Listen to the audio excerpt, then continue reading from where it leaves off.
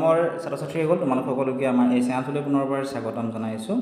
আজি মই তোমালোকৰ বাবে আন কেইটামান হোমৱৰ্কৰ কুৱেশ্যন লৈ আহিছোঁ মেণ্টেল এবিলিটি টেষ্টৰ। আগৰ ভিডিঅ'টোত যিসকল ছাত্ৰ-ছাত্ৰীয়ে হোমৱৰ্কসমূহ জমা দিছিলা তোমালোকক অশেষ ধন্যবাদ। তোমালোকে এনেদৰে পঢ়ি যাবা, তোমালোকৰ পৰীক্ষাও ভাল হ'ব।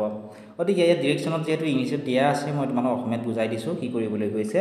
ইয়াত কৈছে যে ইন কুৱেশ্যন নম্বৰ 33 to 36 অৰ্থাৎ প্ৰশ্ন নম্বৰ 33 পৰা 37লৈকে A question figure is given on the left side. অর্থাৎ লেফট সাইড এটি সাইড হয় না, এটি সাইড কি হয় লেফট সাইড আর এটি সাইড কি হয় রাইট সাইড হয় না। লেফট সাইড মানে কি বাওঁফাল আর রাইট সাইড মানে সোঁফাল। গতিকে লেফট সাইডত কি দিয়া আছে কুৱেশ্যন ফিগাৰ দিয়া আছে। কুৱেশ্যন ফিগাৰ মানে হৈছে প্ৰশ্নচিত্ৰ, ঠিক আছে। And 4 answer figures marked A, B, C and D are given on the right side. Right side মানে হৈছে সোঁফালে কি দিয়া আছে চোৱা, চাৰিটা উত্তৰচিত্ৰ আমাক দিয়া আছে হয়নে। আমাক চাৰিটা দিছে উত্তৰচিত্ৰ আমাক দিছে। এতিয়া আমাক কৈছে যে select the answer figure which can be from the cut out pieces given on the question figure. অৰ্থাৎ এইটো প্ৰশ্নচিত্ৰ, এই প্ৰশ্নচিত্ৰত যিকেইটা ধৰি লোৱা এইকেইটা কাগজৰ টুকুৰা এনে এইকেইটা কাটি পেলাই দি দিছে। ধৰি লোৱা তোমালোকে এইকেইটা কাগজৰ টুকুৰা কাটি এনেকুৱা ধৰণে দি থোৱা আছে।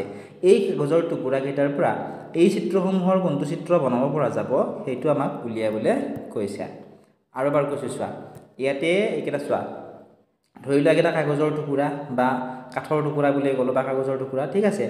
এই টুকুৰাকেইটা ব্যৱহাৰ কৰি ইয়াৰে আমি A নম্বৰটো সাজিব পাৰিম, B নম্বৰটো পাৰিম, C নম্বৰটো পাৰিম নে D নম্বৰটো পাৰিম উলিয়াবলৈ আমি লাগে, ঠিক আছে। চেষ্টা কৰা তোমালোকে, আৰু যদি পাৰিছা তোমালোকে কমেণ্ট ছেকশ্যনত তোমালোকে জনোৱা অথবা আমাক হোৱাটছআপত মেছেজ কৰি তোমালোকে এইখিনি পঠিয়াই দিয়া। এইখিনিৰ পৰা তোমালোকৰ কি লাভ হ'ব, তোমালোকে কিমান পঢ়িছা সেইখিনি তোমালোকে গম পাবা যে আমি পৰীক্ষাত আহিলে পাৰিম নে নাই। তোমালোকে চাই যোৱাখিনিতো নাহিবও পাৰি পৰীক্ষাত হয়নে, পৰীক্ষাত তোমালোকক বনাইও দিব পাৰে। গতিকে ধৰি লোৱা এটা প্ৰশ্ন তোমালোকৰ পৰীক্ষাত আহিছিল, তোমালোকে পাৰিছা নে নাই আমাক উত্তৰখিনি কৰি কমেণ্ট ছেকশ্যনত জনোৱা। নেক্সট চোৱা, পাৰ্ট 10ত কি দিছে, পাৰ্ট 10ত চোৱা নিৰ্দেশনত আমি পঢ়ি চাব লাগে। ডিৰেকশ্যনত কি দিছে, in question number 33 even to 40 প্ৰশ্ন নম্বৰ 37 পৰা 40লৈকে এই question figure is given on the left side. Left side মানে হৈছে এইটো সাইড হয়নে। লেফট সাইডত কি দিয়া আছে কুৱেশ্যন ফিগাৰ অৰ্থাৎ প্ৰশ্নচিত্ৰ আমাক দি থোৱা আছে। and 4 answer figures marked A, B, C and D are given on the right side. সোঁফালে কি দিয়া আছে আমাক চাৰিটা উত্তৰচিত্ৰ দিয়া আছে। আনসাৰ ফিগাৰ মানে হৈছে উত্তৰচিত্ৰ হয়নে। আমাক কি কৈছে select the answer figure in which the question figure is hidden embedded. এই উত্তৰচিত্ৰটো বাছি উলিয়াবলৈ দিছে যিটো প্ৰশ্নচিত্ৰটোত আছে। যেনে চোৱা এনেকুৱা ধৰণৰ এইখিনি ক'ত লুকাই আছে, এইখিনি ক'ত লুকাই আছে সেইখিনি আমি এই চাৰিটাৰ পৰা বাছি উলিয়াবলৈ লাগে। অৰ্থাৎ এইখিনি ক'ৰবাত লুকাই আছে, এই চাৰিটা অপশ্যনৰ ভিতৰত এইখিনি, অৰ্থাৎ ইয়াত যিখিনি দিয়া আছে এইখিনি ক'ৰবাত লুকাই আছে হয়নে। এই কোনটো চিত্ৰৰ মাজত লুকাই আছে আমি বিচাৰি উলিয়াবলৈ লাগে। যেনে এটা মই তোমালোকক কৈ দিছোঁ চোৱা, ইয়াতে কেনেকৈ আছে চোৱা, এনেকৈ আছে হয়নে, এনেকৈ আছে চোৱা, এনেকৈ আছে এইখিনি হয়নে।